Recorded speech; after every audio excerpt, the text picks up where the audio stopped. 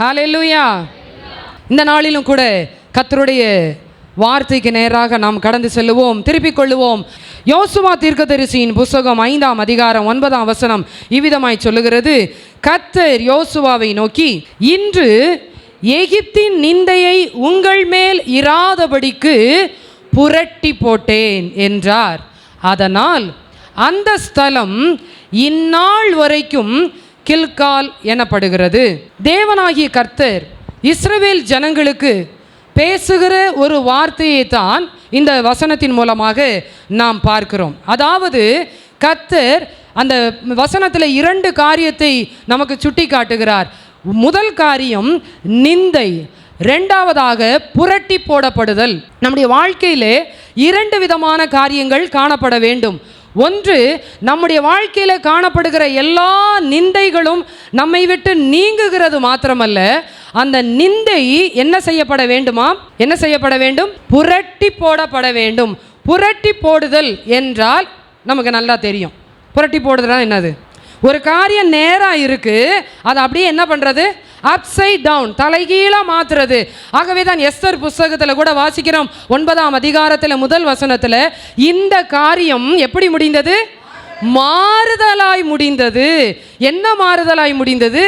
அங்கே மொர்தெக்காய் என்ன செய்யப்படுகிறான் என்றால் நசுக்கப்படுகிறார். மொர்தெக்காய் என்ன பண்ண ஆமான் என்ன செய்கிறார்? மொர்தெக்காயை அங்கே அவமானப்படுத்துகிறார், குற்றப்படுத்துகிறார். எப்படியாவது மொர்தெக்காயின் மீது ஒரு பழியை சுமத்த வேண்டும் என்கிறதான, ஒரு நிந்தையை சுமத்த வேண்டும் என்கிறதான ஒரு காரியத்தில் செயல்பட்டு கொண்டிருக்கும் பொழுதுதான் அங்கே இஸ்ரவேல் ஜனங்களுக்கு விரோதமாக செயல்பட்டு மொர்தெக்காயையும் இஸ்ரவேல் ஜனங்களையும் அங்கே சிறைப்பிடிக்க வேண்டும், நசுக்க வேண்டும் என்கிறதான அந்த எண்ணத்தில் இருக்கும் பொழுது கர்த்தர் என்ன செய்கிறார்? காரியத்தை மாறுதலாய் முடிய பண்ணுகிறார். ஹல்லேலூயா.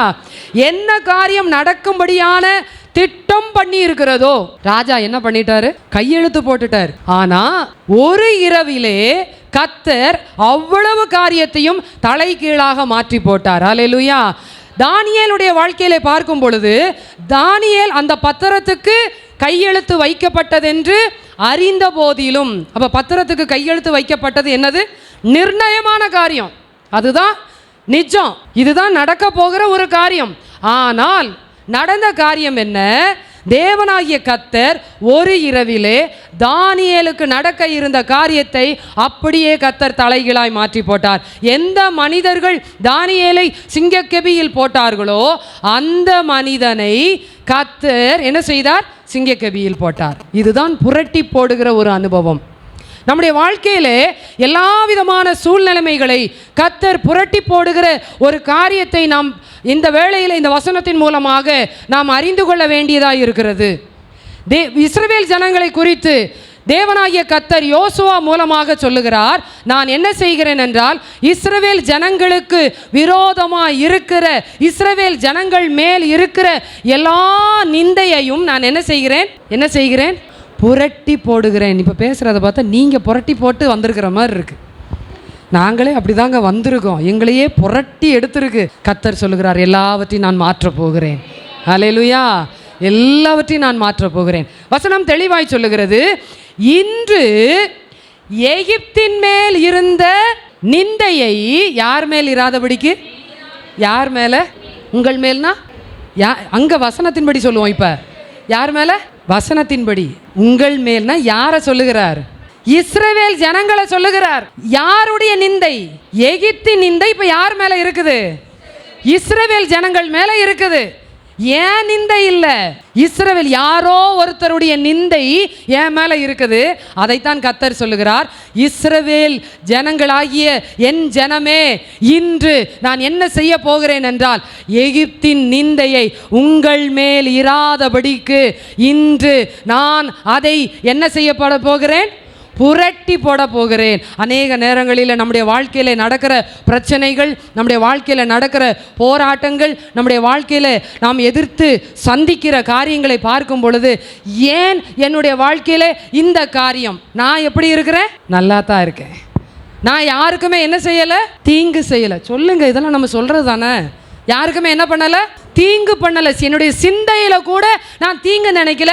ஏன் என்னுடைய வாழ்க்கையில ஒருவேளை என்னுடைய முன்னோர்கள் செய்த காரியமா இருக்குமோ, என்னுடைய முற்பிதாக்களின் பாவமா இருக்குமோ, அவர்களுடைய சாபமா இருக்குமோ, ஏன் என்னுடைய வாழ்க்கையில இந்த காரியம் நடக்கிறது என்கிறதான ஒரு கேள்வியோடு கூட நாம் இந்த நாளிலே காணப்படலாம். கர்த்தர் சொல்லுகிறார், எகிப்தின் நிந்தையை என் ஜனமாகிய இஸ்ரவேல் மேல் இல்லாதபடிக்கு அவைகளை நான் என்ன செய்வேன்? புரட்டி போடுவேன். ஆதியாகமம் 30ஆம் அதிகாரம் 23ஆம் வசனத்தை பாருங்கள். ஆதியாகமம் 30ஆம் அதிகாரம் 23ஆம் வசனம். ஒரு குமாரனை பெற்று தேவன் என் நிந்தையை நீக்கிவிட்டார் என்றும் இன்னும் ஒரு குமாரனை கர்த்தர் எனக்கு தருவார் என்று சொல்லி அவனுக்கு யோசேப்பு என்று பெயரிட்டார். அல்லேலூயா. கர்த்தர் என்னுடைய நிந்தையை என்ன செய்து விட்டார்? நீக்கிவிட்டார். நீக்கினது மாத்திரமல்ல, இன்னும் கர்த்தர் என்ன செய்ய போகிறார்? ஆசீர்வதிக்க போகிறார், என்னை உயர்த்த போகிறார், என்னை மேன்மைப்படுத்த போகிறார் என்கிறதான ஒரு எண்ணத்தோடு கூட அங்கே யோசேப்பை குறித்து சொல்லப்பட்டிருக்கிறது. தொடர்ச்சியாக நீங்கள் பார்க்கும் பொழுது 119ஆம் சங்கீதம் 22ஆம் வசனத்தை வாசியுங்கள். 119:22. நிந்தையையும் அவமானத்தையும் என்னை விட்டு அகற்றும், நான் உம்முடைய சாட்சிகளை கை கொள்ளுகிறேன். நிந்தையையும் அவமானத்தையும் என்னை விட்டு அகற்றும். ஒரு தாவீது தேவனுடைய சமூகத்தில், அங்கே கர்த்தருடைய சமூகத்தில் ஏறெடுக்கிற ஒரு விண்ணப்பத்தை தான் பார்க்கிறோம். ஆண்டவரே, என் மேல் இருக்கிற எல்லா நிந்தையை இந்த நாளிலே என்னை விட்டு அகற்றும் ஆண்டவரே. ஹல்லேலூயா. ஒரு நிமிஷம் நம்ம எல்லாரும் அந்த வார்த்தையை சொல்லுவோமா? ஆண்டவரே, என் மீது, என் குடும்பத்தின் மீது இருக்கிற எல்லா நிந்தையை இந்த நாளிலே விட்டு அகற்றும் ஆண்டவரே. வாயை திறந்து எல்லாரும் கேளுங்க. என் மீது, என்னுடைய குடும்பத்தின் மீது இருக்கிற எல்லா நிந்தையை விட்டு அகற்றுவீராக ஆண்டவரே. உம்முடைய சாட்சிகளை, உம்முடைய வார்த்தையை நான் கை கொள்ளுகிறேன். ஹல்லேலூயா, ஹல்லேலூயா. தேவனாகிய கர்த்தர் நம்மேல் இருக்கிற, மற்றவர்கள் மூலமாக நம்மேல் வந்திருக்கிற அல்லது நமக்கு நாமே ஏற்படுத்தி கொண்ட எல்லா நிந்தைகளை கர்த்தர் நீக்குகிறவராயிருக்கிறார். ஆகவே தான் தீர்க்க தரிசன புஸ்தகத்தில் சொல்லும் பொழுது எரேமியா 31ஆம் அதிகாரம் 19ஆம் வசனத்தில் சொல்லுகிறார், உன் இளவயதின் பாவத்தை, எரேமியா 31:19, என் இளவயதின் நிந்தையை நான் என்ன செய்து கொண்டிருக்கிறேன்? சுமந்து கொண்டிருக்கிறேன் என்று எப்ராயிம் துக்கித்து புலம்பிக் கொண்டிருக்கிறதை நிச்சயமாய் கேட்டேன். இந்த எப்ராயிமை போல தேவனோட சமூகத்தில் புலம்பிக் கொண்டிருக்கிற அன்பு தேவ பிள்ளையே, கர்த்தர் உங்களுடைய புலம்பலை இந்த நாளிலே கேட்டு கொண்டு இருக்கிறார். கேட்கிறவர் மாத்திரமல்ல, நிந்தையை புரட்டி போடுகிறவராயிருக்கிறார். அல்லேலூயா. எல்லா நிந்தைகள், எல்லா அவமானங்கள், எல்லா விதமான எதிர்ப்புகள், எல்லா விதமான ஏளனங்களை கர்த்தர் இந்த நாளிலே புரட்டி போடுகிற தேவனாயிருக்கிறார். கில்கால், அந்த இடத்திற்கு கில்கால் என்று பெயர். யோசுவா 5:9ஆம் வசனத்தில் சொல்லப்பட்டிருக்கிறது. கில்கால் என்று சொல்லும் பொழுது வட்டம். அநேக நேரங்களிலே ஒரு இடத்திற்குள்ளே வரும் பொழுது கர்த்தர் அந்த பிரச்சனையை மாற்றிப்படுகிறவராக இருக்கிறார். நம்முடைய போதகர் அவருடைய பிரசங்கத்தில் அடிக்கடி சொல்லுகிற ஒரு வார்த்தை, நமக்கு ஆலோசனை கொடுக்கும் போதும் கர்த்தர் அவங்க சொல்கிற ஒரு வார்த்தை என்னன்னா, கர்த்தர் நமக்கு ஒரு ஆசீர்வாதத்தை தருகிறதற்கு நம்ம ஒரு பாயிண்ட்டுக்கு வர்ற வரைக்கும் என்ன பண்ணிக்கிட்டு தான் இருக்கிறாரா? அப்படியே பார்த்துக்கிட்டு தான் இருக்கிறார். அந்த ஒரு பர்டிகுலர் பாயிண்ட்டுக்கு வந்த உடனே கர்த்தருடைய ஆசீர்வாதம் எங்கே இருந்து வரும்ன்றதே தெரியாது. ஹல்லேலூயா, ஹல்லேலூயா. இதே போல அந்த கில்கால், அந்த வட்டத்துக்குள்ள வந்த உடனே நடக்கிற ஒரு காரியத்தை தான் நாம் பார்க்கிறோம். அந்த கில்கால் என்கிறதான ஒரு காரியம் தேவனுடைய சபை. கர்த்தருடைய சபைக்குள்ளே வருகிற ஒவ்வொருவரையும் கர்த்தர் ஆசீர்வதிக்கிறவர் மாத்திரமல்ல, நிந்தையை புரட்டி போடுகிறவராயிருக்கிறார். அல்லேலூயா. ஒருவர் மேலும் பழைய பாவங்கள், பழைய காரியங்கள் எதுவும் இல்லாதபடிக்கு கர்த்தர் அந்த நிந்தையை புரட்டி போடுகிறவராயிருக்கிறார். 1 சாமுவேல் 1ஆம் அதிகாரம் 10-11 வசனங்களிலே அன்னாள் கர்த்தருடைய சமூகத்தில் சொல்லுகிற ஒரு வார்த்தையை நாம் பார்க்க முடியும். 1 சாமுவேல் 1ஆம் அதிகாரம் 10-11 வசனங்கள். அவள் போய் மனம் கசந்து மிகவும் அழுது கர்த்தரை நோக்கி விண்ணப்பம் பண்ணி, சேனைகளின் கர்த்தாவே தேவரீர், உம்முடைய அடியாளின் சிறுமையை கண்ணோக்கி பார்த்து உம்முடைய அடியாளை மறவாமல் நினைத்தருளி, அவன் உயிரோடு இருக்கிற சகல நாளும் கர்த்தருக்கு ஒப்பு கொடுப்பேன், அவன் தலையின் மேல் சவரகன் கத்தி படுவதில்லை என்று ஒரு பொருத்தனை பண்ணினாள். நான் இந்த நிந்தையை சுமந்து கொண்டிருக்கிறேன், என்னுடைய இந்த நிந்தையை நீர் புரட்டி போடுவீரானால், மாற்றி போடுவீரானால், ஆண்டவரே நான் இந்த காரியத்தை செய்கிறேன். ஹல்லேலூயா, ஹல்லேலூயா. அப்ப நிந்தை, அன்னாள் நிந்தையை மாற்றுவதற்கு ஒரு இடம் தேவைப்பட்டது. அது எந்த இடம்? தேவ சமூகம். ஹல்லேலூயா. கர்த்தருடைய ஆலயம். கர்த்தருடைய ஆலயம் என்கிறதான அந்த கில்கால். அப்ப கர்த்தர் நம்முடைய நிந்தையை புரட்டி போட வேண்டும் என்றால் வரவேண்டிய ஒரு இடம் இருக்கிறது, அதுதான் கில்கால். அந்த கில்காலுக்கு வந்த உடனே கர்த்தர் சொல்லுகிறார், நான் எகிப்தின் நிந்தையை இஸ்ரவேல் ஜனங்களாகி உங்கள் மேல் இராதபடிக்கு புரட்டி போட்டு விடுவேன். ஹல்லேலூயா.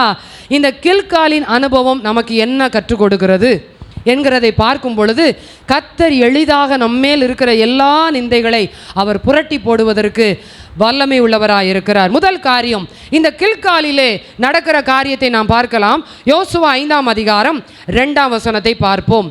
அக்காலத்திலே கர்த்தர் யோசுவாவை நோக்கி, நீ கருக்கான கத்திகளை உண்டாக்கி திரும்ப 2ஆம் விசை இஸ்ரவேல் புத்திரரை விருத்த சேதனம் பண்ணு என்றார். முக்கியமான ஒரு பகுதி. தேவனாகிய கர்த்தர் யோசுவாவின் இடத்துல சொல்லுகிற ஒரு காரியம். அக்காலத்திலே கர்த்தர் யோசுவாவை நோக்கி, நீ கருக்கான கத்திகளை உண்டாக்கி திரும்ப 2ஆம் விசை இஸ்ரவேல் புத்திரரை விருத்த சேதனம் பண்ணு என்றார். அப்போ இந்த வசனத்தை வாசிக்கும் போது இப்போ என்ன நமக்கு புரிந்த ஒரு காரியத்தை சொல்லுங்க. திரும்ப 2ஆம் விசை அப்படின்னு சொல்லும் போது என்ன புரியுது? ஏற்கனவே விருத்த சேதனம் பண்ணப்பட்டவர்கள் திரும்ப விருத்த சேதனம் பண்ண வேண்டும் என்று தேவன் சொல்லுகிறார் என்கிற காரியத்தை நாம் பார்க்கிறோம். அங்கே தொடர்ந்து பார்க்கும் பொழுது, அப்பொழுது யோசுவா கருக்கான கத்திகளை உண்டாக்கி இஸ்ரவேல் புத்திரரை ஆர்லோத் மேட்டிலே விருத்த சேதனம் பண்ணினான். இப்படி யோசுவா விருத்த சேதனம் பண்ண முகாந்திரம் என்னவென்றால், காரியம் என்ன அப்படின்னா வாசிங்க.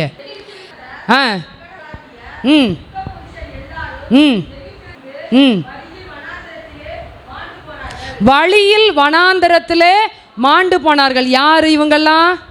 எகிப்தில் இருந்து வந்தவங்க. அப்போ இவங்க விருத்த சேதனம் பண்ணப்பட்டிருந்தாங்களா? பண்ணப்பட்டிருந்தாங்க. எகிப்தில் இருந்து புறப்படும் பொழுது ஏன் விருத்த சேதனம் பண்ணப்பட்டிருந்தாங்கன்னு நான் சொல்கிறேன். அதுக்கு உங்களுக்கு எகிப்திலிருந்து புறப்படும் பொழுது விருத்த சேதனம் பண்ணப்பட்ட இஸ்ரவேல் ஜனங்கள் வழியிலே வனாந்தரத்திலே என்ன செய்யப்பட்டார்கள்? மாண்டு போனார்கள்.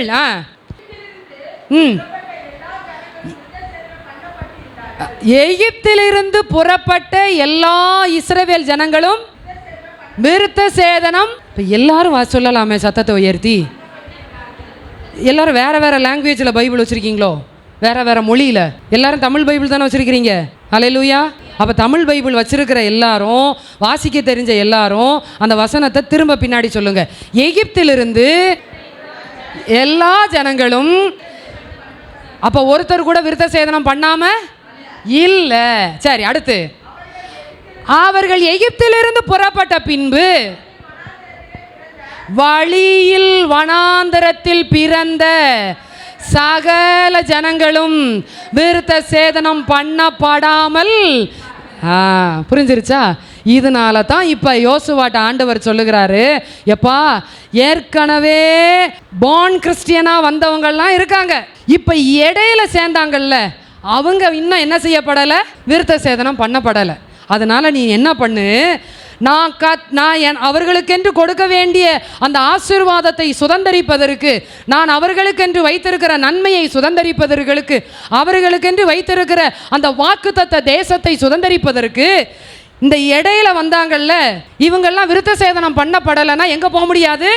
வாக்குத்தத்த பூமிக்கு போக முடியாது. ஆகவே 2ஆம் விசை அவர்களை என்ன பண்ணு? விருத்த சேதனம் பண்ணு.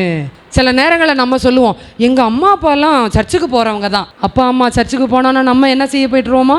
பரலோகத்துக்கு போயிடுவோமா? இல்லை. என்னுடைய தனிப்பட்ட வாழ்க்கை ஆண்டவர் பார்க்கிறார். கானானுக்குள் பிரவேசிக்க வேண்டிய ஒவ்வொரு தனிப்பட்ட நபரும் என்ன செய்யப்பட்டிருக்க வேண்டும்? விருத்த சேதனம் பண்ணப்பட்டிருக்க வேண்டும். அது எப்படி? கூர்மையான கத்தி. கூர்மையான கத்தி என்றால் என்ன? கர்த்தருடைய வார்த்தை. ஏனென்றால் கர்த்தருடைய வசனம் இருபுறமும் கருக்குள்ள பட்டயம். அது எந்த மனுஷனையும் உருவ குத்துகிறதாயும் ஆத்துமாவையும் ஊனையும் என்ன செய்கிறது? வகையறுக்கிறதாயும் இருக்கிறது. அப்போ இந்த வசனத்தின் மூலமாக நீங்களும் நானும் இன்னைக்கு நம்ம போய் விருத்த சேதனம் பண்ணணுமா? இல்லை, தேவையில்லை. கர்த்தர் எல்லாவற்றையும் மாற்றிவிட்டார். ஆனால் ஒரு காரியம் செய்யணும், இருதயத்திலே விருத்த சேதனம் பண்ணப்பட வேண்டும். அல்லேலூயா. நான் இத்தனாவது வருஷம் இந்த தேதியில் நான் ரட்சிக்கப்பட்டுட்டேன் அப்படின்னு சொன்னால் முடியாது. ஆண்டவர் சொல்லுகிறார், அனுதினமும் என் வாழ்க்கையிலே விருத்த சேதனம் உண்டாக வேண்டும். அல்லேலூயா.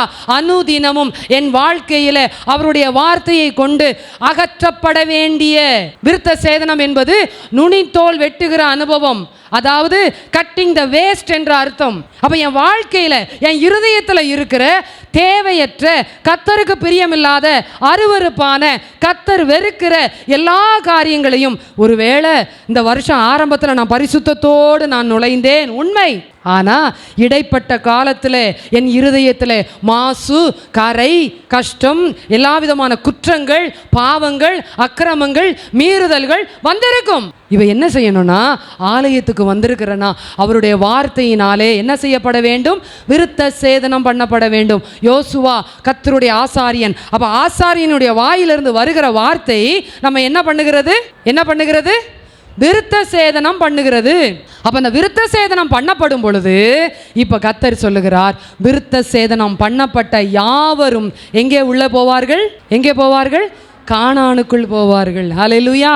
அப்போ நம்முடைய நிந்தை புரட்டி போடப்பட வேண்டும் என்றால் நம்முடைய வாழ்க்கையில் நடக்க வேண்டிய முதல் காரியம், கில்காலுக்கு வருகிற அந்த அனுபவத்திலே, அந்த கில்காலிலே செய்யப்பட வேண்டிய காரியம் விருத்த சேதனம் பண்ணப்பட வேண்டும். உபாகத்தின் புஸ்தகம் 10ஆம் அதிகாரம் 16ஆம் வசனம். உபாகமம் 10:16.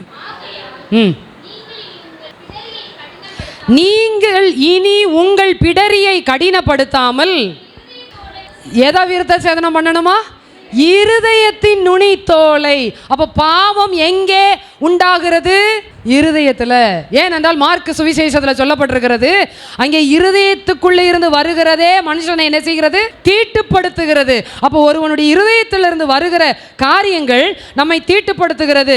எகிப்து தேசத்தில் இருந்து புறப்பட்ட என்னுடைய ஜனங்கள், அங்கே பெற்றோர்கள் விருத்த சேதனம் பண்ணப்பட்டு இருந்தார்கள்.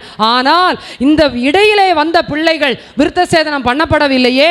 ஆகவே அவர்களுக்கு அந்த எகிப்தின் காரியங்கள், எகிப்தின் பழக்க வழக்கங்கள், எகிப்தின் மூட காரியங்கள் எல்லாவற்றையும் இவர்களும் செய்கிறார்களே என்று சொல்லி கர்த்தர் சொல்லுகிறார், தேவ ஆசீர்வாதத்தை சுதந்தரிக்க வேண்டும் என்றால், எகிப்தின் நிந்தை என் வாழ்க்கையில் இல்லாதபடிக்கு புரட்டி போடப்பட வேண்டும் என்றால், என் இருதயம் எப்படி இருக்க வேண்டும்? விருத்த சேதனம் பண்ணப்பட்டு இருக்க வேண்டும். அல்லேலூயா. இருதயம் விருத்த சேதனம் பண்ணப்படுவது என்பது கர்த்தர் அருவருக்கிற எல்லாவற்றையும் நானும் என்ன செய்ய வேண்டும்? அருவருக்க வேண்டும். கர்த்தர் வெறுக்கிற எல்லாவற்றையும் நானும் என்ன செய்ய வேண்டும்? வெறுக்க வேண்டும்.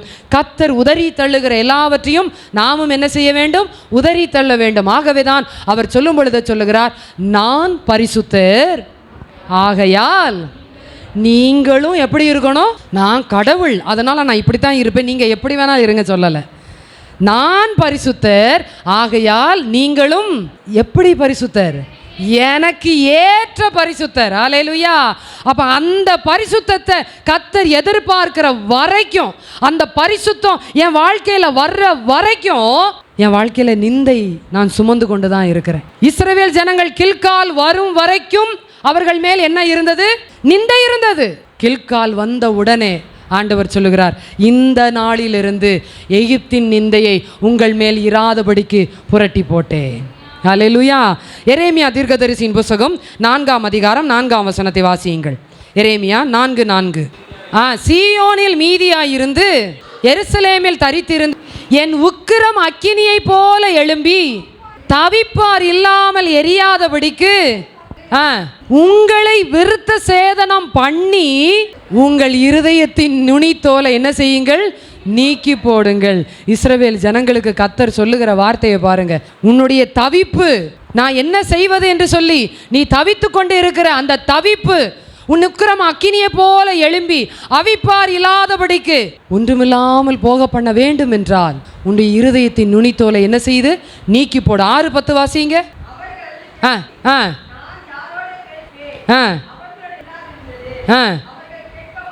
அவர்கள் கேட்க மாட்டார்கள்.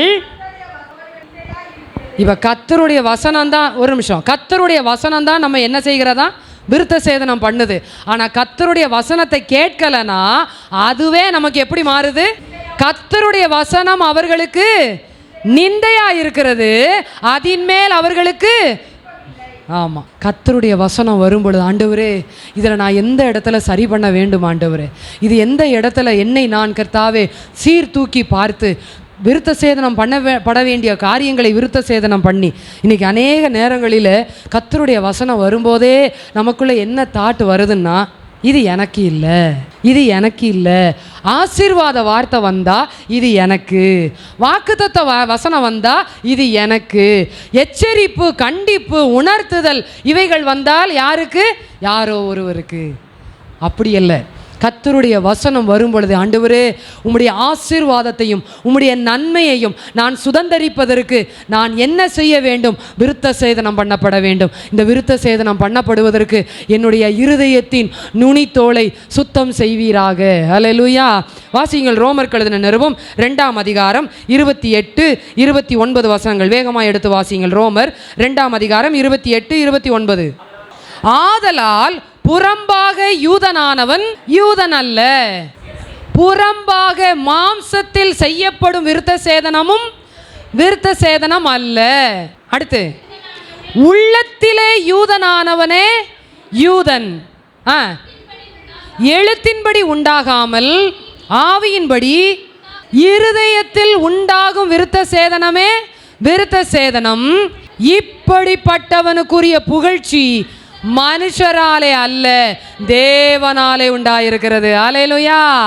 என் வாழ்க்கையில் நான் வெளிப்படையாக இதை செய்கிறேன், அதை செய்கிறேன், ஆண்டவரே, அந்த பாவியான மனுஷனும் அங்கே கர்த்தருடைய ஆலயத்தில் வந்து நின்று கொண்டு, அங்கே வேத பாரகன் நின்று கொண்டு, ஆண்டவரே வாரத்தில் 3 நாட்கள் உபவாசிக்கிறேன், எனக்குள்ளான எல்லாவற்றிலையும் தசமபாகம் செலுத்துகிறேன், ஏழை எளியவருக்கு உதவுகிறேன். ஆண்டவர் சொல்கிறாரு, இது விருத்த சேதனம் இல்லைப்பா, இதை நான் ஐ வாண்ட் அக்செப்ட் இட். இது புறம்பான விருத்த சேதனம், இது மாம்சத்தில் உண்டாகிற விருத்த சேதனம்.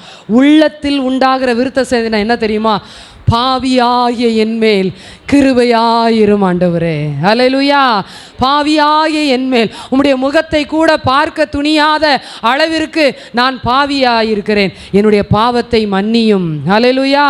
ஆகவே தான் தாவீது 51ஆம் சங்கீதத்தில் முழுவதுமாக ஒரு பாவ அறிக்கை ஜெபத்தை செய்கிறார். ஆண்டவரே, தேவரீர் ஒருவருக்கு விரோதமாக நான் பாவம் செய்து, வாசியுங்கள் 51:2. தேவரீர் ஒருவருக்கு, அந்த வசனத்தை சொல்லும் போதே டக்குன்னு பைபிளை திருப்பணும். என் பாவமற என்னை சுத்திகரியும், என் மீறுதல்களை நான் அறிந்திருக்கிறேன், என் பாவம் எப்பொழுதும் உனக்கு முன்பாக நிற்கிறது. தேவரீர் ஒருவருக்கே விரோதமாக நான் பாவம் செய்து என் கண்களுக்கு, உமது கண்களுக்கு முன்பாக பொல்லாப்பானதை நடப்பித்தேன். நீர் பேசும்போது நீதி விளங்கும், நீ நியாயம் தீர்க்கும் போது உம்முடைய பரிசுத்தம் விளங்கவும். ஹல்லேலூயா, ஹல்லேலூயா. அப்போ கர்த்தர் நம்முடைய அறிக்கையை, நம்முடைய பாவ உணர்வை ஏற்றுக்கொள்ளும் பொழுது பரிசுத்தத்தை கொடுக்கிறவர் மாத்திரமல்ல, நம்மேல் இருக்கிற எல்லா நிந்தைகளையும் அவர் நீக்கி போடுகிறவராயிருக்கிறார். ஹல்லேலூயா. 2ஆவதாக கர்த்தர் நம்முடைய வாழ்வின் நிந்தையை எப்படி நீக்கி போடுகிறார் என்று பார்ப்போம். யோசுவா, அதே யோசுவா 5ஆம் அதிகாரம் 10ஆம் வசனம்.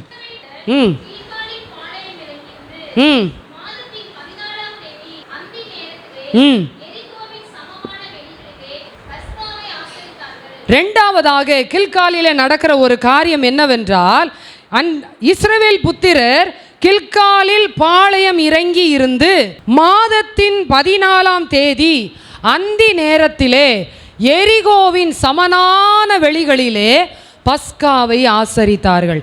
இதுக்கு முன்பதாக அவர்கள் பஸ்காவை ஆசரித்த காரியம் எங்கே நடந்தது? எகிப்தில் நடந்துச்சு. அங்கே தான் ஃபஸ்ட்டு பஸ்காவை ஆசரித்து விட்டு எங்கே வர்றாங்க? வெளியில் வர்றாங்க.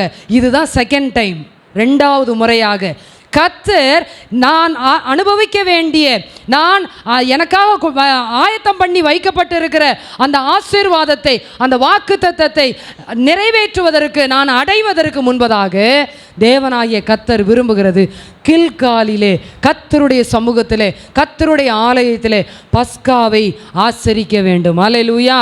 பஸ்காவை ஆசரிப்பது என்பது குடும்பமாய் என்னுடைய நேரத்தை செலவிடுவது. அல்லேலூயா.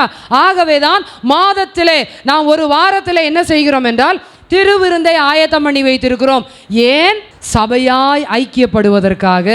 இது அன்பின் ஐக்கிய திருவிருந்து. அல்லேலூயா. தேவனாகிய கர்த்தர் அன்றைக்கு இஸ்ரவேல் ஜனங்களுக்கு எகிப்து தேசத்திலே ஆரம்பித்து வைத்தார். என்னவென்றால் மக்கள் எல்லாரும் சேர்ந்து ஒன்றாக பஸ்காவை ஆசரிக்க வேண்டும். அதுதான் கடைசியாக அவங்க குடும்பமாக இருந்து ஒன்றாய் சேர்ந்து பஸ்காவை ஆசரித்தது. அதற்கப்புறம் அவங்களோட வாழ்க்கை எங்கே தான் இருந்துச்சு? வனாந்தரத்தில் இருந்துச்சு.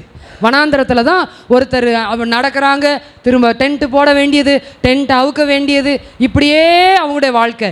மறுபடியும் கர்த்தர் ஒன்று சேர்த்து பஸ்காவை ஆசரிக்கும்படியாய் வைக்கிறார். ரெண்டாவதாக இந்த பஸ்காவை ஆசரிக்கக்கூடிய ஒரு காரியம் என்னவென்றால், என் தேவனாகிய கர்த்தர் எகிப்து தேசத்திலே அடிமையாய் இருந்த என்னை, எகிப்து தேசத்தில் பாவத்தில் இருந்த என்னை, எகிப்து தேசத்தில் அக்கிரமத்தில் இருந்த என்னை, உலக பழக்க வழக்கத்தோடு கூட ஒன்றித்து போயிருந்த என்னை என்ன செய்தார்?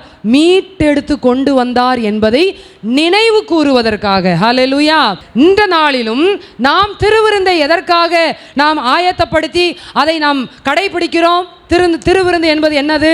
தேவனாகிய கர்த்தர் பாவத்தில் இருந்த என்னை, அக்கிரமத்தில் இருந்த என்னை, உலகத்தின் பழக்க வழக்கத்தில் இருந்த என்னை, எனக்கும் தேவனுக்கும் வெகு தூரமாய் இருந்த காரியத்தை அவர் சிலுவையிலே என்ன செய்தார்? வெற்றி சிறந்து தடையாக இருந்த தடுப்பு சுவரை நீக்கி இரு திறத்தாரையும் என்ன செய்தார்? ஒன்றாக்கி இன்றைக்கு அப்பா பிதாவே என்று கூப்பிடத்தக்கதான புத்திர சுவிகாரத்தின் ஆவியை தந்திருக்கிறார் என்பதை என்ன செய்கிறோம்? நினைவு கூறுகிறோம். அல்லேலூயா. எனக்காக அடிக்கப்பட்டாரே, எனக்காக அவருடைய மாம்சம் பிட்கப்பட்டதே, எனக்காக அவர் வேதனைகளை சகித்தாரே, எனக்காக ரத்தம் சிந்தினாரே, எனக்காக கடைசி சொட்டு ரத்தம் வரைக்கும் அவர் சிந்தினாரே, நான் பட வேண்டிய எல்லா விதமான பாடுகளையும் அவர் ஏற்றுக்கொண்டாரே என்கிறதை நினைவு கூற. அல்லேலூயா. அன்றைக்கு இஸ்ரவேல் ஜனங்கள் என்னை கர்த்தர் இந்த அடிமைத்தன வாழ்வில் இருந்து வெளியே கொண்டு வந்தார் என்பதை நினைவு கூறும்படியாக பஸ்காவை ஆசரித்தார்கள். இன்றைக்கு நீங்களும் நானும் கர்த்தருடைய பந்தியை ஏன் ஆசரிக்கிறோம் என்றால், அக்கிரமத்தில் மரித்திருந்த என்னை, பாவ கட்டில் இருந்த என்னை வெளியே கொண்டு வந்தாரே என்பதை நினைவு கூறும்படியாக. அல்லேலூயா. யாத்ராகமத்தின் புஸ்தகம் 12ஆம் அதிகாரம் 21 முதல் 24 வசனங்களை பாருங்கள்.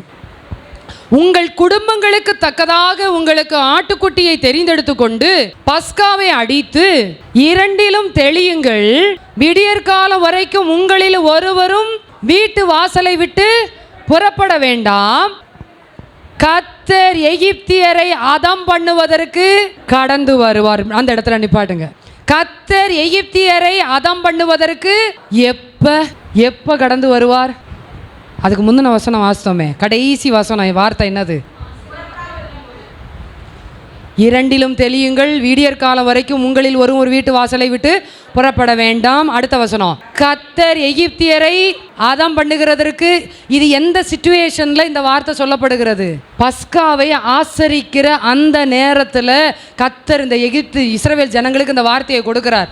எப்பா, நீ பஸ்காவை ஆசரிக்கிற முறைமை இந்த காரியம். ஒரு ஆட்டுக்குட்டியை என்ன செய்யணும்? உன் குடும்பத்துக்கு, உன் குடும்பத்தில் 4 பேரா, 5 பேரா, 7 பேரா, 10 பேரா, 15 பேரா, அந்த நபருக்கு தகுந்த மாதிரி என்ன செய்யணுமா? ஒரு ஆட்டுக்குட்டியை தெரிந்தெடுக்கணும். தெரிந்தெடுத்து அந்த ஆட்டுக்குட்டியை அடித்து, அப்போ மாம்சம் என்ன செய்யப்படுகிறது? பிட்கப்படுகிறது.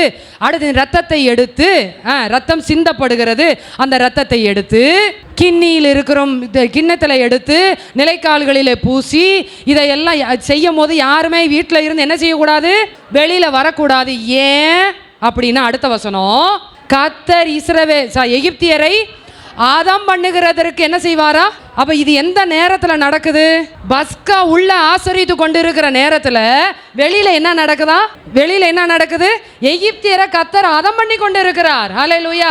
நீங்களும் நானும் இங்க எல்லாரும் ஒண்ணா நின்று, இது உங்களுக்காக பிற்கப்படுகிற கர்த்தருடைய சரீரம், உங்களுக்காக சிந்தப்படுகிற இயேசு கிறிஸ்துவுடைய ரத்தம் என்று சொல்லி ஒன்று சேர்ந்து ஏகோபித்து புசித்து ஏகோபித்து பானம் பண்ணுகிற நேரத்துல வெளியே என்ன நடக்குது? வெளியே என்ன நடக்குது? கர்த்தர் இஸ்ரவேலரை ஆதம் பண்ணி கொண்டு இருக்கிறார். ஹல்லேலூயா. நீங்க நானும் அந்த கர்த்தருடைய பஸ்காவை, கர்த்தருடைய பந்தியை துஷ்டமாய் நிர்விசாரமாய் நினைக்கும் பொழுது நான் எங்கே இருப்பேன்? வெளியே இருப்பேன். கர்த்தர் எகிப்தியரை அதம் பண்ணும் போது யாரையும் சேர்த்து அதம் பண்ணுவா? இஸ்ரவேலரை சேர்த்து அதம் பண்ணுவா. இன்னைக்கு நிந்த ஏன் என் வாழ்க்கையில் வருது தெரியுதா? ஆகவேதான் ஒவ்வொரு வாரமும், இன்னைக்கு கூட நான் அறிவிப்பில் சொன்னேன், அடுத்த வாரம் என்ன இருக்கு? நமக்கு திருவிருந்து இருக்கு. அப்ப இன்னைக்கு இருந்து ஆண்டவரே பரிசுத்தத்தோடு உம்முடைய திருவிருந்தில் பங்கு பெற, பரிசுத்தத்தோடு அதில் நான் ஆசரிக்க. ஹல்லேலூயா. என்ன காரியம் தெரியுமா? நான் விட்டு வந்த காரியத்தை நினைவு கூறுவது மாத்திரமல்ல, எனக்காக கர்த்தர் அடிக்கப்பட்டார் என்பதை நினைவு கூறுவது மாத்திரமல்ல, வெளியிலே எகிப்தியரை அதம் பண்ணும் பொழுது நானும் அதில் சிக்கிக்கொள்ளாதபடிக்கு கர்த்தர் என்னை காத்துக்கொள்ளும்படியாக உள்ளே வந்து கர்த்தருடைய பந்தியிலே பங்கு பெறுகிறோம். ஹல்லேலூயா. இன்னைக்கு என்ன பண்றோம்னா 10 நாளாக கர்த்தருடைய நாளையும் நினைக்கிறோம் நம்ம. அதனால தான் நம்முடைய வீட்டில் நிந்தை, அதனால தான் நம்முடைய வீட்டில் கஷ்டம், நம்முடைய வாழ்க்கையில் போராட்டம், அவமானம், எல்லா விதமான நஷ்டங்கள் வருவதற்கு காரணம் என்ன? பஸ்காவை ஆசரிக்க வேண்டிய விதத்தில் ஆசரிக்காதபடியினாலே. தொடர்ந்து வாசிங்க.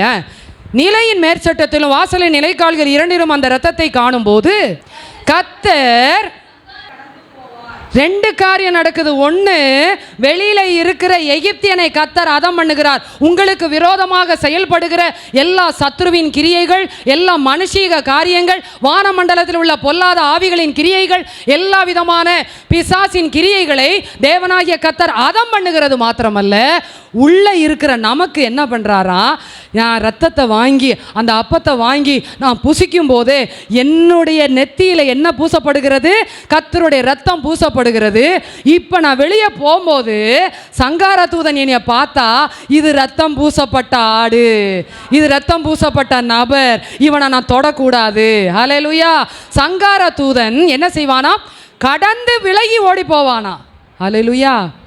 இன்னைக்கு கர்த்தருடைய பந்தி என்பது எவ்வளவு ஒரு தெய்வீகமான ஒரு காரியம். இன்னைக்கு நம்ம என்ன செய்கிறோம்? 10 நிமிஷத்தில் முடிச்சிருவாரா கம்யூனியனை? என்ன இவ்வளோ நேரம் எடுத்துட்டார்? நாங்கள் சின்ன பிள்ளையாக இருக்கும்போது, நம்ம ஷெர்வின் மாறன் அந்த ஸ்டேஜிலலாம் நாங்கள் இருக்கும்போது தான் சபையில் எப்படி திருவிருந்து நடக்கும் அப்படின்னா, திருவிருந்தே கிட்டத்தட்ட 3/4 மணி நேரம் நடக்கும். திருவிருந்து மாத்திரம். ஆராதனை நடக்கும் 2.5 மணி நேரம் 3 மணி நேரம். திருவிருந்து மாத்திரம் 3/4 மணி நேரம். யோசிச்சு பாருங்க. என்ன அப்படின்னா, திருவிருந்தை பற்றி முதல்லாம் சொல்லுவாங்க. சொல்லிட்டு அடுத்து பங்கு பெறுகிற ஒவ்வொருவரும் தனித்தனியாக எழும்பி நின்று சாட்சி சொல்லணும். என்ன சாட்சி? நான் தேவனுக்கும் மனுஷனுக்கும் மத்தியிலே செம்மையாயிருக்கிறேன், கர்த்தருடைய பந்தியிலே பங்கு பெறுவதற்கு ஆயத்தமாயிருக்கிறேன். நாளாக சொல்லியிருக்கேன் ஞானஸ்நானம் எடுத்த பேர், எனக்கு அதான் ஞாபகம் இருக்குது. ஒவ்வொருத்தரும் சொல்லணும் இந்த வார்த்தையை. அப்போ சபையில் இருக்கிற அத்தனை பேரும் சொல்லி முடிக்க எவ்வளோ நேரம் ஆகும் யோசிச்சு பாருங்கள். எல்லாரும் சொல்லி முடிச்சுட்டு அதுக்கப்புறம் தான் என்ன ஆரம்பிக்கும்னா, பாஸ்டர் இப்போல்லாம் ப்ரெட்டு பீஸாக வந்துருச்சு, அப்புறம் இப்போ வேஃபர்ஸ் வந்துருச்சு நிறையா.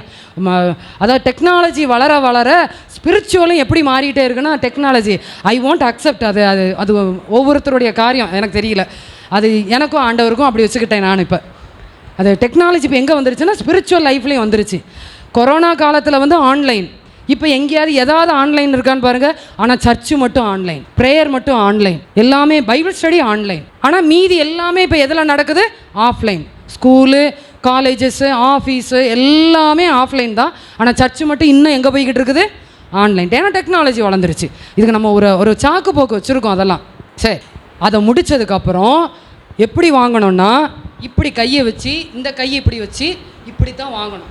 அந்த ஒரு பெரிய பன் அதுக்குன்னே என்ன செய்வாங்க சொல்லி, இந்த அப்பம் உங்களுக்காக பிற்கப்படுகிற கர்த்தருடைய சரீரமாக இருக்கிறது, அவ்வளோ பெரிய அந்த ஒரு பன் இருக்கும். அதை என்ன செய்வாங்க? அப்படி பாஸ்டர் பிச்சு அதை அப்படி பிளேட்டில் வச்சு வரும்போது ஒவ்வொருத்தருக்கா பிச்சு என்ன செய்வார்? கொடுப்பார். ரசம் எப்படி கொடுப்பாங்கன்னா, ஒரு பெரிய, நீங்களாம் பார்த்துருப்பீங்க, அதை பெரிய ஒரு பெரிய கப்பு, ஸ்டாண்டு உள்ள ஒரு கப்பு இருக்கும். அதை ஒரு கப்பை வச்சு எல்லாருக்கும் என்ன செய்வாங்க, அப்படியே கொடுத்துட்டே வருவாங்க. இப்போ ஹைஜீனிக்னால நம்ம அதை மாற்றிட்டோம், சரி அது வேறு. நான் எதற்கு இதெல்லாம் சொல்ல வர்றேன் அப்படின்னா, அன்றைய நாட்களிலே கர்த்தருடைய பந்தியை அவ்வளவாய் ஒரு பக்தியோடு கூட வைராக்கியத்தோடு கூட செயல்பட்டார்கள், செய்தார்கள். இன்னைக்கு காலையில் வரைக்கும் என்ன வேணாலும் பண்ணலாம், இங்கே வந்து நின்றுட்டு என்ன பண்ணலான்னா, எனக்கு நல்லா ஞாபகம் இருக்குது, ஒரு விசுவாசி எங்களுடைய சபையில், என்னுடைய தகப்பனார் போதகர்னால சொல்கிறேன், ரெகுலராக சபைக்கு வர்ற விசுவாசி, திருவிருந்து அன்னைக்கு கரெக்டாக திருவிருந்து நேரத்துக்கு உள்ளே வந்தாங்க. என்ன நடக்க போதோடு அப்படின்னு நாங்கள்லாம் பயப்படுறோம். ஏன்னா அந்த அளவுக்கு இருக்கும் சபை, பயப்படுறோம். இப்போ என்ன பண்ணுறாங்கன்னா, எல்லாருக்கும் என்ன செய்யணும், வரிசையில் போய் கொடுத்துட்டு போனோம். அந்த நபர் வரும்போது என்ன செய்யலை, கொடுக்கலை, திருவிருந்து கொடுக்கலை. ஏன் கொடுக்கலை சொல்லுங்கள்.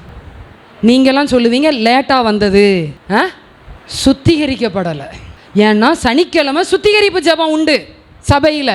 சனிக்கிழமை மாலையில், நாளைக்கு காலையில் திருவிருந்து ஆராதனை என்றால் சனிக்கிழமை சபையில் சுத்திகரிப்பு ஜெபம் உண்டு. அந்த சுத்திகரிப்பு ஜெபத்தில் கலந்து கொண்டா மாத்திரம்தான் என்ன பண்ணணும்னா, கர்த்தருடைய பந்தியில் பங்கு பெறணும். சுத்திகரிப்பு ஜெபத்துக்கு நானாக இருந்தாலும், போதகருடைய மனைவியாக இருந்தாலும், பிள்ளையாக இருந்தாலும் சுத்திகரிப்பு ஜெபத்துக்கு வரலன்னா, பாஸ்டர் நேற்று என்னால் வர முடியல, நான் வீட்டில் ஃபாஸ்டிங் இருந்தேன், ஜெபித்தேன், கர்த்தருடைய சமூகத்தில் என்னை நான் அர்ப்பணித்தேன், என்னை மன்னிச்சுக்கோங்க அப்படின்னு சொல்லிட்டு வந்து கேட்டு, இதை நம்ம என்ன செய்வோம்னா, அப்போ கட்டாயத்தின் பேர்லையா இதெல்லாம் செய்யணும், நம்ம அன்பின் நிமித்தமாக செய்யணுமே.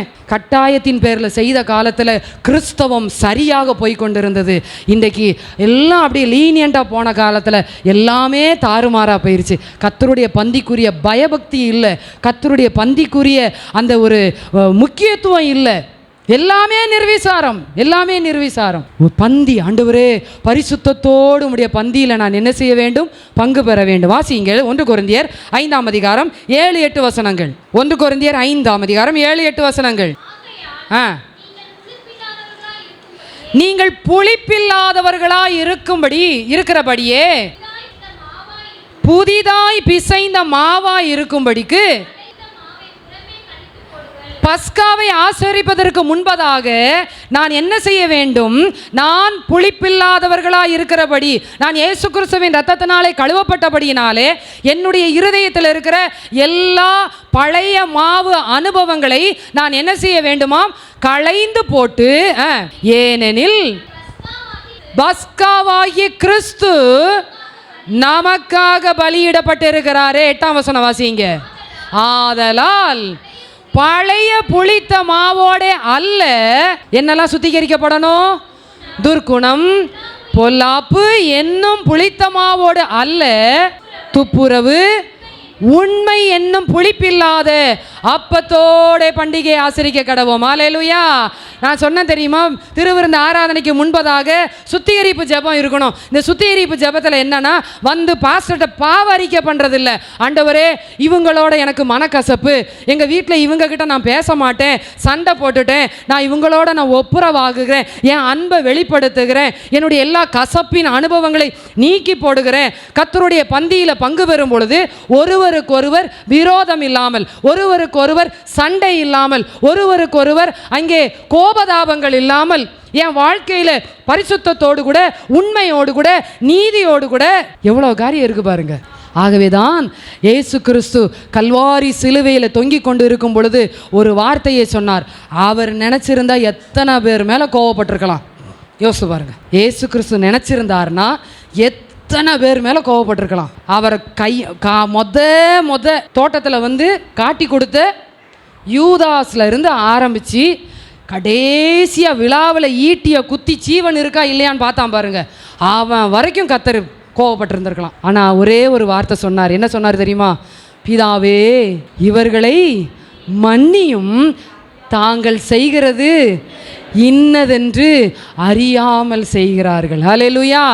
ஆகவே தான் அங்கே வசனம் சொல்லுகிறது, துப்புரவு உண்மை என்னும் புளிப்பில்லாத அப்பத்தோட பண்டிகையை ஆசரிக்க கடவோம், ஏனென்றால் எனக்காக பஸ்காவாகிய கிறிஸ்து பலியிடப்பட்டிருக்கிறாரே. ஹல்லேலூயா. எனக்காக பலியிடப்பட்ட கிறிஸ்து எப்படிப்பட்டவராயிருக்கிறார்? மன்னிக்கிறவராயிருக்கிறார். அவர் யார் கூடயும் சண்டை போடலை, யார் கூடயும் வாக்குவாதம் பண்ணலை, யார் மேலேயும் கசப்பு இல்லை, யார் மேலேயும் கோபம் இல்லை. ஆகவே தான் அங்கே எபேசியருக்கு எழுதின நிருபத்தில் வாசிக்கிறோம். எபேசியர் வாசியுங்கள். Thank you Jesus. 26ஆம் வசனம், 4:26. நீங்கள் கோபம் கொண்டாலும் பாவம் செய்யாதிருங்கள், சூரியன் அஸ்தமிக்கிறதற்கு முன்பதாக உங்கள் எரிச்சல். இப்போ யார் மேலெல்லாம் எரிச்சல் இருக்கோ அந்த எரிச்சலெல்லாம் நீங்கி தான் பஸ்காவை என்ன செய்யணுமா?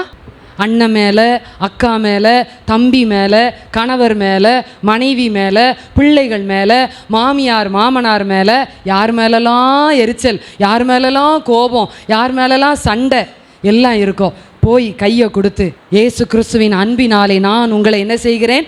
மன்னிக்கிறேன், ஏற்றுக்கொள்ளுகிறேன். அல்லேலூயா. அவங்க ஒருவேளை இழிச்சவாய் அப்படின்னு சொல்லிட்டு போட்டும், பரவாயில்ல. ஆனால் கர்த்தருடைய பந்தியை ஆசரிக்க போகிறேனே, என் கையில் அந்த அவர் எனக்காக பிற்கப்பட்ட அந்த சரீரத்தை வாங்க போகிறேனே, எனக்காக சிந்தின அந்த இரத்தத்தை நான் வாங்க போகிறேனே, நான் எப்படி ஆசரிக்க வேண்டும்? பரிசுத்தத்தோடு கூட, உண்மையோடு கூட. தொடர்ந்து வாசிங்க 30:31. அன்றியும் நீங்கள் மீட்கப்படும் நாளுக்கென்று முத்திரையாக பெற்ற தேவனுடைய பரிசுத்த ஆவியை துக்கப்படுத்தாதிருங்கள். சகலவிதமான கசப்பும் கோபமும் மூர்க்கமும் கூக்குரலும் தூஷணமும் மற்ற எந்த துர்க்குணமும் உங்களை விட்டு நீங்க கடவது. ஒருவருக்கு ஒருவர் தயவாயும் மன உருக்கமாயும் இருந்து கிறிஸ்துவுக்குள் தேவன் உங்களுக்கு மன்னித்தது போல நீங்களும் ஒருவருக்கு ஒருவர் மன்னியுங்கள். அல்லேலூயா. அடுத்த வாரம் திருவிருந்து ஆராதனை இருக்கு. யாரோடலாம் ஒப்புரவாகணுமோ இந்த நாளில் ஒப்புரவாகுங்க. கர்த்தர் உங்கள் நிந்தையை புரட்டி போடுவார். உங்கள் மேல் இருக்கிற எல்லா நிந்தையையும் கர்த்தர் புரட்டி போடுவார். தெரியாம பேசிட்டேன், ஏதோ ஆத்திரத்தில் பேசிட்டேன், அவசரத்தில் பேசிட்டேன். பாஸ்டர்கிட்ட எனக்கு ரொம்ப பிடிச்ச ஒரு குணம் என்ன தெரியுமா? பாஸ்டர் இல்லாத நேரத்தில் சொல்லக்கூடிய ஒரு சூழ்நிலைமை. அவங்ககிட்ட ரொம்ப பிடிச்ச ஒரு குணம் என்னன்னா, ஒரு ஒரு ஒரு ஒரு காரியத்துக்கு வாக்குவாதம், நாங்கள் 2 பேரும் அப்படியே ரொம்ப பீக்கில் இருக்கிறோம் அப்படின்னு சொன்னால் நான் என்ன பண்ணுவேன்? அவங்க என்னை திட்டாங்க, ஒரு காரியத்தை சொல்லிட்டாங்கன்னா நான் அமைதியாக பேச மாட்டேன். ஆனால் பாஸ்டர் என்ன செய்வாங்க? வலிய வந்து பேசுவாங்க. எனக்கு அது ரொம்ப பிடிக்கும் அவங்ககிட்ட. ஆனால் இப்போ நான் அதை கற்றுக்கிட்டேன். ஆரம்பத்தில் ஒரு நாள் ஃபுல்லானாலும் நான் பேசாமல் இருப்பேன். வெளியே வந்து பேசுவாங்க, நான் பேச மாட்டேன். என்னையும் சொல்கிறதுல தப்பு இல்லை, என் குணத்தையும் நான் சொல்கிறேன். ஆனால் கற்றுக்கொண்டேன் அவங்ககிட்ட இருந்து. எப்படி பாரு, இவ்வளோ தூரத்துக்கு நானும் பேசினேன், அவங்களும் பேசினாங்க, நம்மளும் பேச தான் செஞ்சோம். ஆனால் அவங்க என்ன பண்ணுறாங்க? வழியே வந்து பேசுகிறாங்களே. ஆனால் இன்னைக்கு 5 நிமிஷம் கூட எங்களால் பேசாமல் இருக்க முடியாது. உண்மையிலே சொல்கிறேன். இப்போ இந்த ஊழியத்தின் நிமித்தமாக தான் போயிருக்காங்க, பேசாமல் இருக்கோமே ஒழிய மற்றபடி எதுனாலும் அந்த ரூமில் இருந்துட்டு இந்த ரூமில் எம்மா எம்மா எம்மா ஒரு நாளைக்கு 100 அம்மாவாவது போட்டுருவாங்க. ஏன்? மன்னிக்கிற தன்மை ஒருவருக்கு ஒருவர். அதுபோல் கண்ணுக்கு நேராக ஒருத்தர் வந்து பாஸ்டர் ஒரு மாதிரி பேசுவாங்க, நான் காதால் கேட்டிருக்கிறேன். ஆனால் எதிர்த்து ஒரு நாள் ஒரு வார்த்தை பேசவே மாட்டாங்க. ஒரு வார்த்தை தன்னை நியாயப்படுத்தவும் மாட்டாங்க, அவங்கள எதிர்த்தும் பேச மாட்டாங்க, அமைதியாக இருப்பாங்க. ஆனால் காலம் வரும், அவங்க யாருன்றதை கர்த்தர் வெளிப்படுத்துவார். அல்லேலூயா. ஏனென்றால் ஒருவருக்கு ஒருவர் தயவாயும் மன உருக்கமாயும் இருந்து கிறிஸ்து உங்களுக்கு மன்னித்தது போல நீங்களும் ஒருவருக்கு ஒருவர் மன்னியுங்கள். இந்த அனுபவம் நம்முடைய வாழ்க்கையில் இருக்கும் பொழுது கர்த்தர் நம்முடைய நிந்தையை புரட்டி போடுகிறவராயிருக்கிறார். ஒருவேளை இத்தனை நாட்களும் இந்த பஸ்காவின் அந்த முக்கியத்துவம், பஸ்காவின் அதனுடைய கனம் நமக்கு தெரியாமல் இருந்திருக்கலாம். ஏதோ பாஸ்டர் இதை நினைவு கூறும்படி இதை செய்யுங்கள், உங்களில் அபாத்திரமாயில் பங்கு பெறுகிறவன் சிலர் மரணத்துக்கு ஏதுவாகும், சிலர் வியாதிப்பட்டு இருக்கிறீர்கள். அவர் வசனம் வாசிக்கிட்டே இருக்காரு. இல்லை, அதில் ஒரு அர்த்தம் இருக்குது. அல்லேலூயா. நீங்கள் இங்கே பஸ்காவை ஆசரிக்கிற நேரத்தில் வெளியே ஒன்று நடந்துக்கிட்டு இருக்கு. உங்களுக்கு எதிராக செயல்பட்டு கொண்டு இருக்கிற எல்லா எகிப்தியரையும் கர்த்தர் ஆதம் பண்ணி கொண்டு இருக்கிறார். அல்லேலூயா. ஆண்டவரே, பரிசுத்தத்தோடு கூட உண்மையோடு கூட இந்த பந்தியில் பங்கு பெற எனக்கு உதவி செய்யும். கடைசியாக இந்த கில்காலிலே நாம் என்ன செய்தால் கர்த்தர் நம்முடைய நிந்தையை புரட்டி போடுவார்? யோசுவா 5ஆம் அதிகாரம் 13-14 வசனங்கள். யோசுவா 5ஆம் அதிகாரம் 13-14 வசனங்கள். இதோ ஒருவர் அவனுக்கு எதிரே நின்றார், உருவின பட்டயம் அவர் கையில் இருந்தது. அதற்கு அவர், அல்ல, நான் கர்த்தருடைய சேனையின் அதிபதியாய் இப்பொழுது வந்தேன் என்றார். அப்பொழுது யோசுவா தரையிலே முகங்குப்புற விழுந்து பணிந்து கொண்டு அவரை நோக்கி, என் ஆண்டவர் உமது அடியேனுக்கு சொல்லுகிறது என்னவென்று கேட்டான். மூன்றாவதாக, முதல் காரியம், கில்காலிலே என்ன நடக்க வேண்டும்? விருத்த சேதனம் பண்ணப்பட வேண்டும். இருதயத்தில் விருத்த சேதனம். எதினால விருத்த சேதனம்?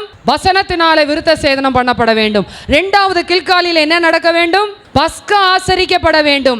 ஏன் பஸ்காவை ஆசரிக்க வேண்டும்? நினைவு கூறும்படியாக, கிறிஸ்துவின் குடும்பமாய் ஐக்கியப்படும்படியாக, அவருடைய பாடு மரணங்களை நினைவு கூறும்படியாக பஸ்காவை ஆசரிக்க வேண்டும். மூன்றாவதாக, கில்காலிலே நாம் செய்யப்பட வேண்டிய காரியம், அதனாலே நிந்தை புரட்டி போடுவதற்கு ஏதுவான ஒரு காரியம் என்னவென்றால், கர்த்தருடைய தரிசனத்தை காண வேண்டும். ஹல்லேலூயா. கர்த்தருடைய தரிசனத்தை.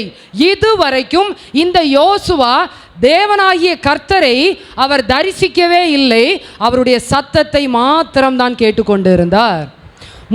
முதலாக யோசுவா கர்த்தரை தரிசிக்கிறார். ஆகவேதான் அங்கே வசனம் சொல்லுகிறது, 5ஆம் அதிகாரம் 14ஆம் வசனம், அதற்கு அவர், அல்ல. ஏன்னா யோசுவாவுக்கு ஐடென்டிஃபை பண்ண முடியலை. நான் இதுவரைக்கும் என்னதான் கேட்டிருக்கிறேன், ஒருத்தரை நம்ம முகமுகமாக பார்க்காம ஓவர் தி ஃபோன் நம்ம பேசிக்கிட்டே இருக்கோம் அப்படின்னு சொன்னால் நமக்கு அவங்கள யாரும் நமக்கு ஐடென்டிஃபை பண்ண முடியுமா? என்ன செய்வோம் அவங்க நம்ம பார்க்குறதுக்கு முன்னாடி, நீங்கள் யார், என்ன, எப்படி இருப்பீங்க, நீங்கள் நெட்டையா குட்டையா, கருப்பா சிவப்பா, கண்ணாடி போட்டிருப்பீங்களா போட்டிருக்க மாட்டீங்களா, இதெல்லாம் டீட்டெயில் கேட்போம். சப்போஸ் அப்படியே விசாரிக்க முடியாத ஒரு நிர்பந்தத்தில் திடீர்னு நேரடியாக பார்க்க நேர்ந்தா, அவ்வளவு நாள் அவங்களோட ஃபோனில் பேசிக்கிட்டு இருந்த நாம் பார்த்தோன்னே கொஞ்சம் என்ன செய்வோம், நம்ம தடுமாற்றம் வரத்தான் செய்யும். நீங்கள் யார், எங்கேருந்து வர்றீங்க, நான் தெரிஞ்சுக்கலாமா? புரியுதா உங்களுக்கு? இப்போ யோசுவா அதை தான் கேட்குறாரு, ஆண்டவரே நீர் யார், எங்களை சேர்ந்தவரோ எங்கள் சத்துருக்களை சேர்ந்தவரோ என்று. அதற்கு ஆண்டவர், அல்ல, நான் உங்களை சேர்ந்தவர் தான். நான் யார் தெரியுமா? கர்த்தருடைய சேனையின் அதிபதியாய் இப்பொழுது வந்தேன். நான் உன் முன்னாடி இவ்வளோ நாள் பேசிக்கிட்டு இருந்தேனே, உனக்கு நான் வழி நடத்தி கொண்டு இருந்தேனே, மோசேக்கு பின்பதாக நான் உன்னோடு பேசி நான் மோசையோடு இருந்தது போல உன்னோடும் இருப்பேன் என்று சொல்லி வாக்கு பண்ணி உன்னை நான் அழைத்தேனே, அந்த தேவனாகிய கர்த்தர் நானே என்று சொல்லி யோசுவாவுக்கு தன்னை வெளிப்படுத்துகிறார். என்னுடைய வாழ்க்கையிலே நிந்தை புரட்டி போடப்பட வேண்டும் என்றால் தேவ தரிசனத்தை நான் காண்கிறவனாய் இருக்க வேண்டும். அல்லேலூயா. சத்தம் கேட்கிறவர்களாய் மாத்திரமல்ல, தரிசனம் பார்க்கிறவர்களாய், கர்த்தர் என்னை குறித்து என்ன திட்டம் வைத்திருக்கிறார், கர்த்தர் என்னை குறித்து என்ன நோக்கம் வைத்திருக்கிறார் என்கிறதை சொப்பனத்திலோ தரிசனத்திலோ ஜெபிக்கிற வேளையிலோ கர்த்தர் எனக்கு காண்பிக்கிற, நான் அதை பார்க்கிற ஒரு தேவ பிள்ளையாய் காணப்படும் பொழுது அங்கே சொல்லுகிறார் பாருங்க, 15ஆம் வசனம், அப்பொழுது கர்த்தருடைய சேனையின் அதிபதி யோசுவாவை நோக்கி, உன் கால்களில் இருக்கிற பாதரட்சைகளை கழற்றி போடு, நீ நிற்கிற இடம் பரிசுத்தமானது என்றார். இதுக்கு இந்த வார்த்தையை யார்கிட்ட சொன்னார்? இது மோசேட்ட சொன்னார். மோசேட்ட பேசின அதே வார்த்தை, அதே தரிசனம் இப்போ மறுபடி யோசுவாட்ட சொல்கிறாரு. எங்கே தெரியுமா? கானானுக்கு போகிறதுக்கு கொஞ்சம் தூரம் தான் இருக்குது.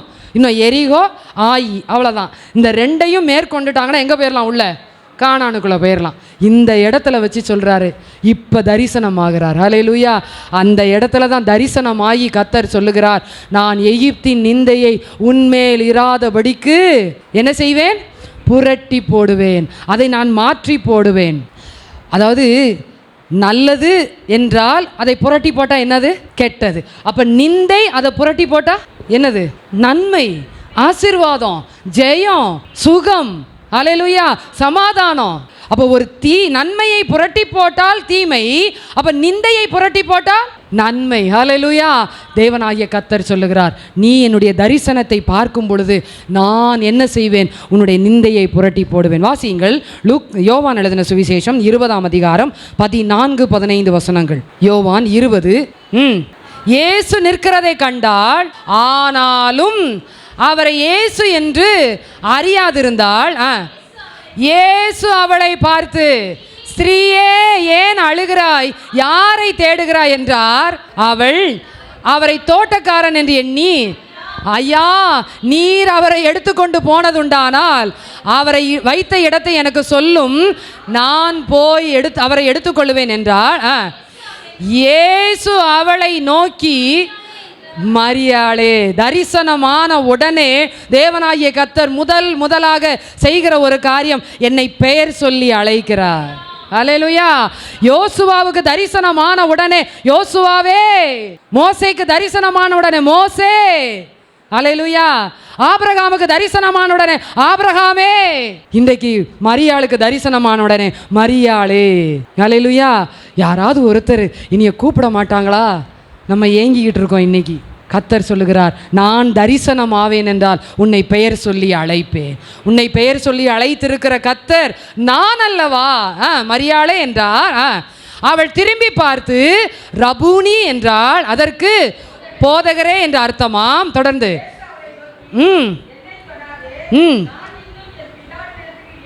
ஏறி போகவில்லை.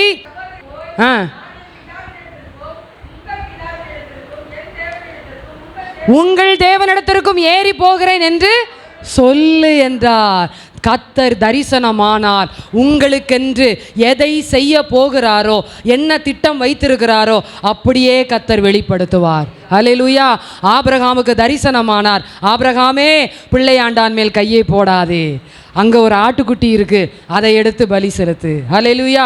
மோசேக்கு தரிசனமானார். தான் எப்படி நடத்த போகிறார், என்ன காரியத்தை செய்ய போகிறார், ஆசரிப்பு கூடாரம் எப்படி கட்ட வேண்டும் என்கிற சகல காரியத்தையும் மோசேக்கு வெளிப்படுத்தினார். யோசுவாவுக்கு கர்த்தர் தரிசனமானார். கர்த்தர் என்ன செய்ய போகிறார், எரிகோவை எப்படி மீட்க போகிறோம், எல்லாவற்றையும் கர்த்தர் யோசுவாவுக்கு வெளிப்படுத்தினார். அல்லேலூயா.